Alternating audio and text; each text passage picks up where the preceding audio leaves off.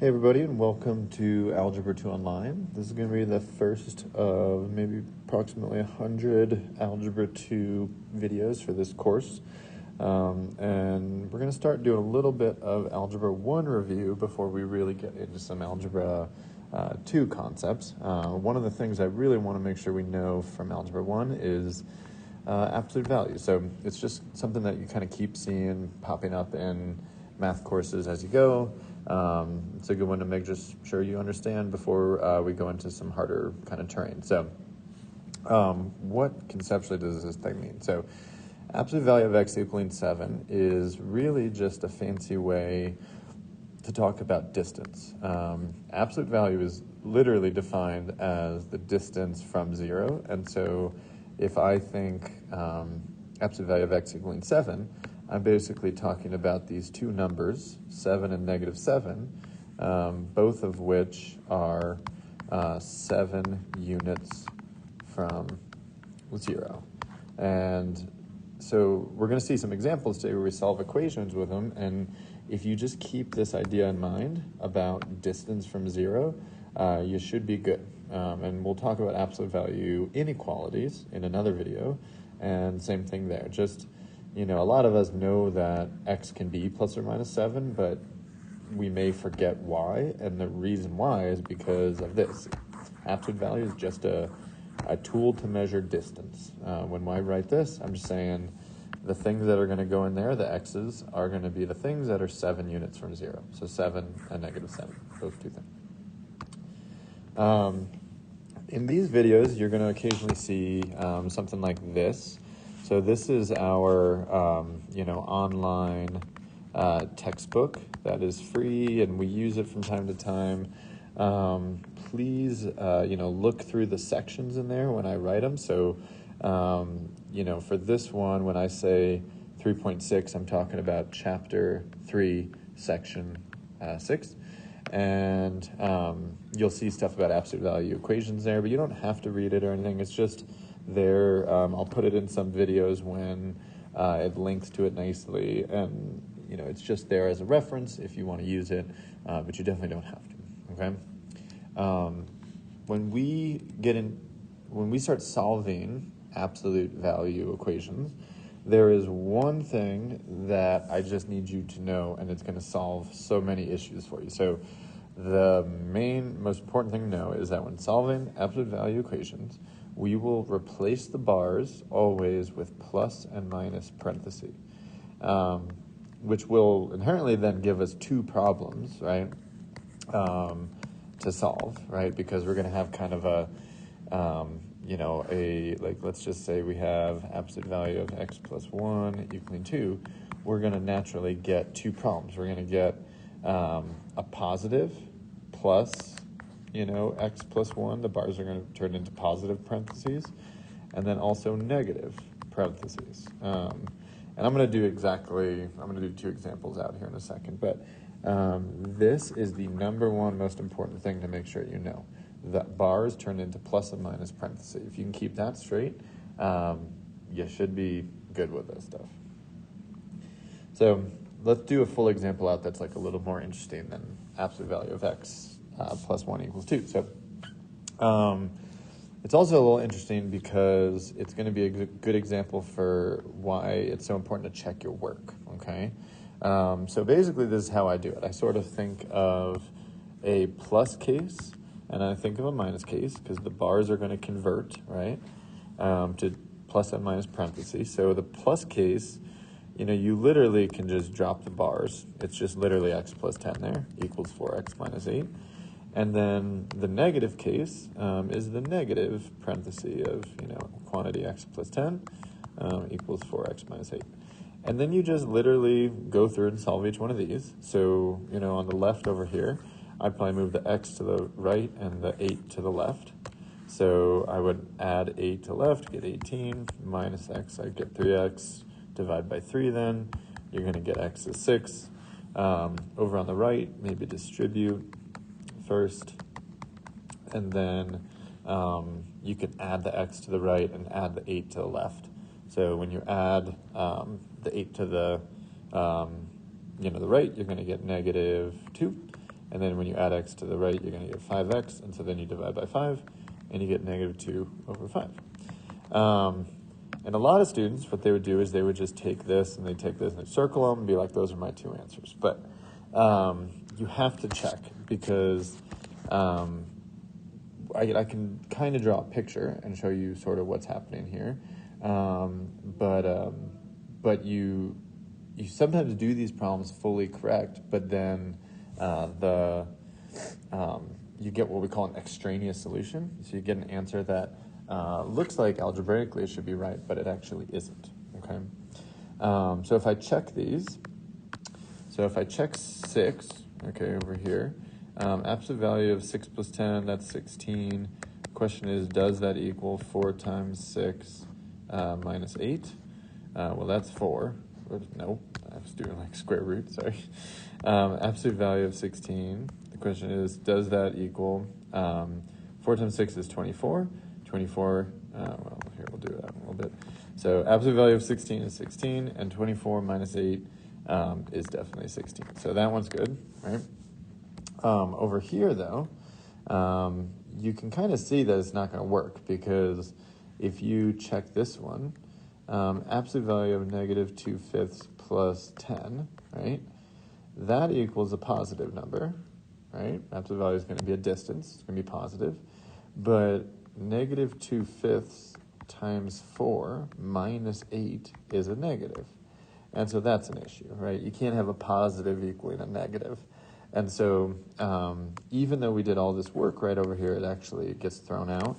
And the only solution is the 6. So this can happen in absolute value problems, because what's really happening here, absolute value actually looks like a V, and we'll talk about some of this in some later videos.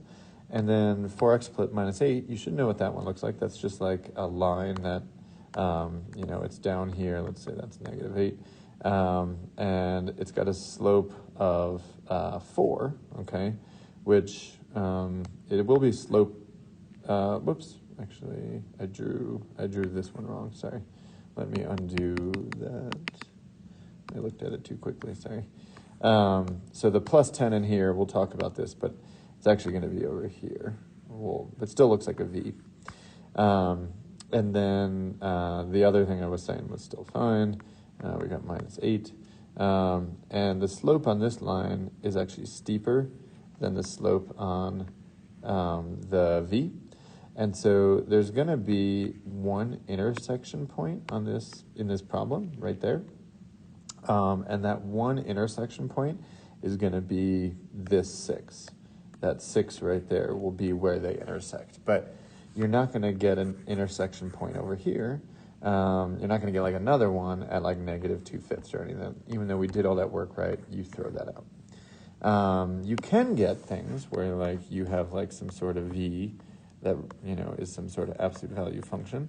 And then you have like a line that cuts across it. And you can get two solutions of these, but you don't necessarily always get two solutions. You can also get no solutions. So when you solve absolute value, you can get one solution, two solutions, or no solutions. Like one's like this, where it's absolute value of something equals a line, I should say. So speaking of no solution, I want to talk about this problem. So here we have, one thing we can do. We can divide by negative 2 if we want. Might make this problem a little more clear. But I'll talk about how we could actually even do this without in a second. So if we divide by negative 2, we'd get negative 1. Either at this point or at this point, I would never want you to go any further. So I don't want you going and doing 2 cases and all that stuff, because if you think about this, right, this is a distance, and so it's a positive number.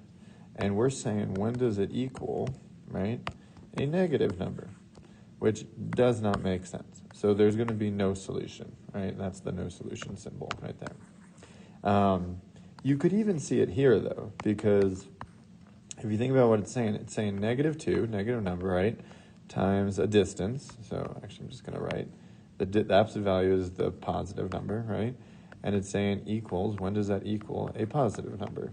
And we know that can't happen also. You can't have a negative times a positive equals a positive. So either here or maybe doing one little step to get to here, I would want you to be able to see that this is no solution. So this is what I call like a mental math problem. And one of the things that like a lot of students have trouble with in math classes is they, kind of understand how to do things, but they spend too long or like they use inefficient means to solve things. So I don't want you going through two cases and then checking your solutions.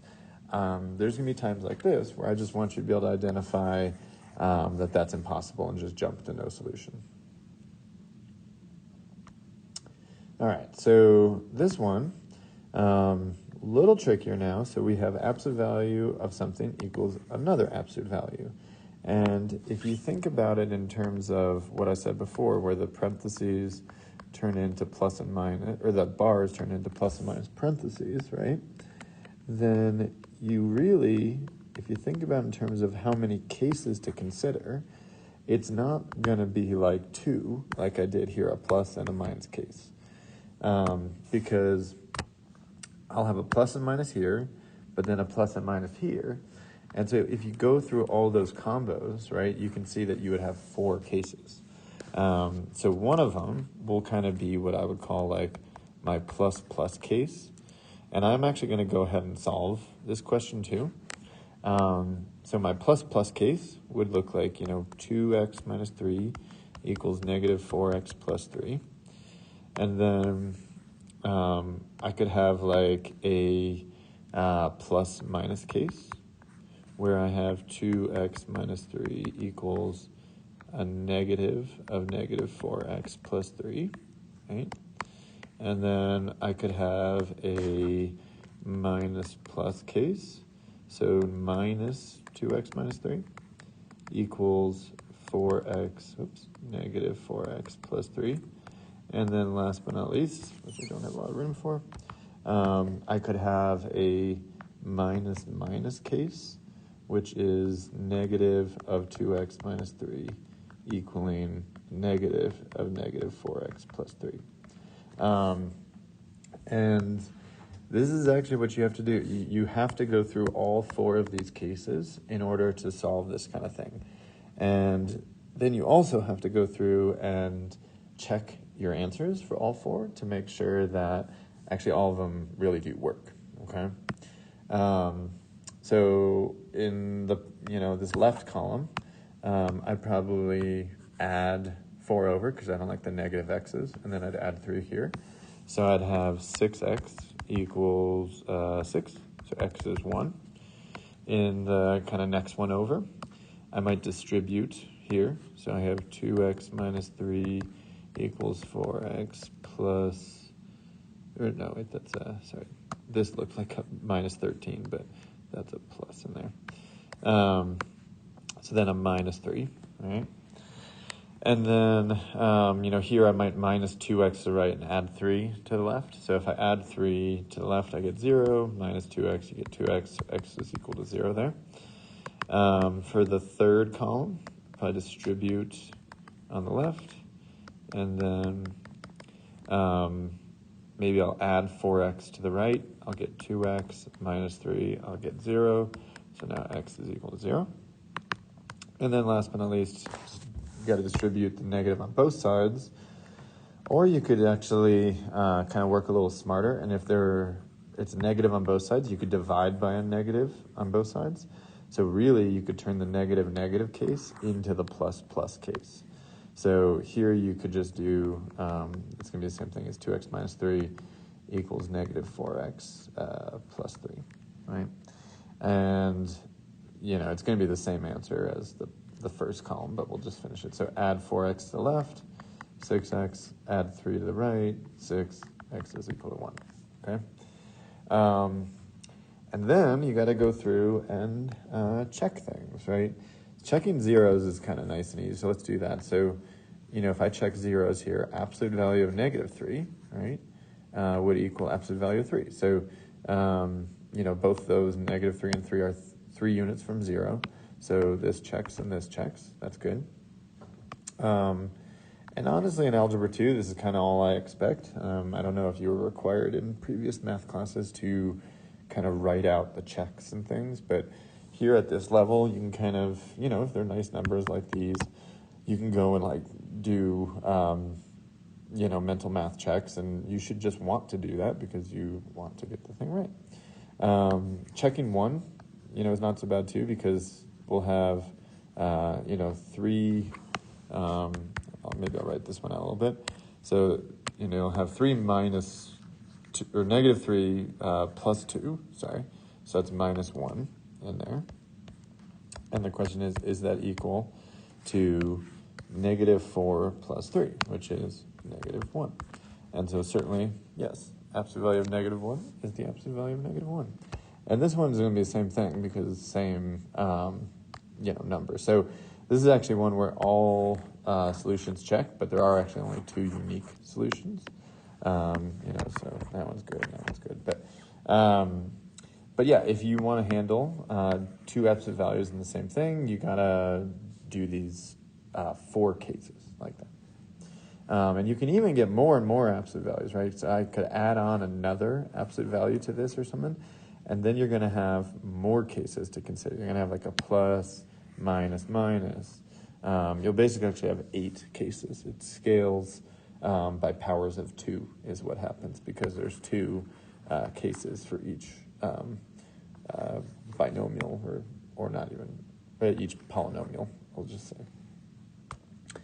All right, just kind of one more kind of concept-y related question here. So hopefully this kind of helps us visualize absolute value a bit more. So I just want to explain whether or not these following statements are sometimes, always, or never true, okay? And I think number lines can be really helpful here because we're talking about absolute value, which is a distance, and thinking of distance on number lines can be really good. So this first thing says that the absolute value of A is more than 7, okay? So then the question is, if you add 3 to A, is the absolute value of that more than 10, okay? So if you think about a number line, right, it's saying that A is anything that's more than 7 units from 0. So you got a 7, or negative 7 is 7. We're basically talking about the stuff over there and the stuff over there, right? We're talking about, 7.000001 and negative 7.00001, and like all those things like to the left, also negative 100 and, 1 million to the 1 millionth power and stuff like that. So the question is, if you add 3 to A, then you measure how far it is from 0, will it be greater than 10 units from 0, right?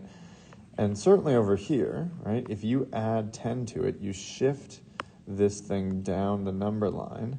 So now, like, the open circle's at 10, right? And then it's going down from there. Those things are definitely more than 10 units from 0. But over here, if you still, when you add 3, you still shift this, right? So we're going to shift the negative 7 now to negative 4. And then, you can see that it's not going to work. Like, then, wait, let me kind of do it like this. So you can see that there's going to be things specifically kind of in here that are not going to be more than 10 units from 0. So an example could be like negative 5. So if you do negative 5 plus 3, right? Negative 5 plus 3 is negative 2. And that is 2, which is not greater than 10, right? But if you had picked the positive numbers, it would work, but not the negatives, okay? So this is one that is sometimes true, but not always. For this one, so if I draw a number line here, so it's saying y is a number between 2, 3, give myself a little more room here, 4, 5. Y is a number between 1 and 5. Okay, just kind of in there somewhere. And the question is, if I take the absolute value of y minus 3, right, I shift this whole thing down 3. So actually, let me give myself a few numbers here. -1, -2. So, this number goes down 1, 2, 3 to there. This goes down 1, 2, 3 to here, right? And then, everything else in between. So the question is, this blue thing I just have here, if y is between 1 and 5, right? Specifically between 1 and 5, not equal to 1 and 5, then is this thing true? So is the absolute value of y minus 3 less than or equal to 2? So it is going to be true, right? Because you can see it just if you think of distance. Anything I shaded in here is within 2 units of 0. So, negative 1.9999 or whatever right in here is within 2 units of 0. 1.99999, right, is within 2 units of 0. 1, -1, all those numbers in there, they're all within 2 units of 0. So the answer is yes. This would be an always. This is true, okay? So those are just 2 kind of questions I think kind of get you thinking about absolute value the right way.